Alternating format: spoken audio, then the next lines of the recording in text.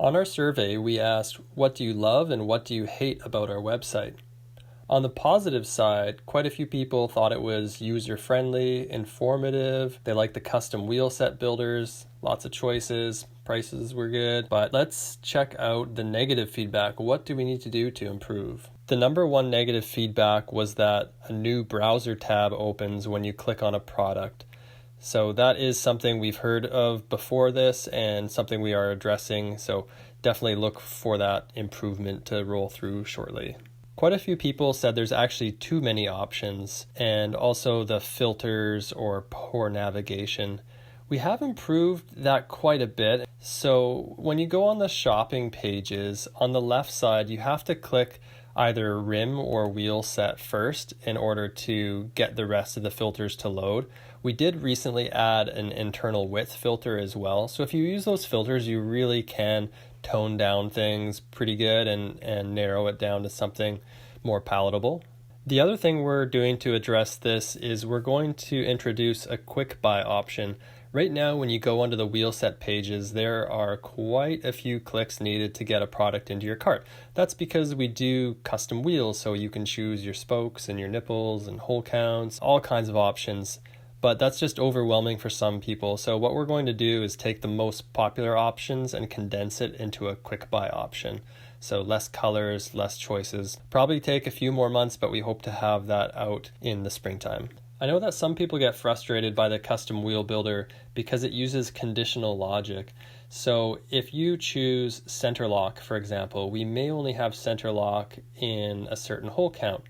So you really want to choose the option sequentially from top to bottom. If you skip over a section, it'll often reset the fields. So just go sequentially and it should work a lot smoother. Some users complained about too many photos and some complained about needs more photos. We actually do have a separate photo section on the site under Adventure, and you can go to the gallery, and from the gallery you can filter out and look at different products and get a better idea of what they look like. Or you can always email us. We have a lot more high-res photos.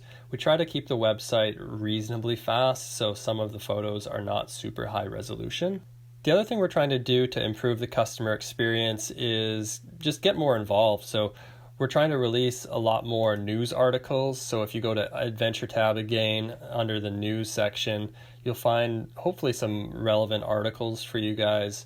And we've often tried to do a video alongside there too, so you can see pictures visually, you can read about it, and you can watch it. So however you want to get the information.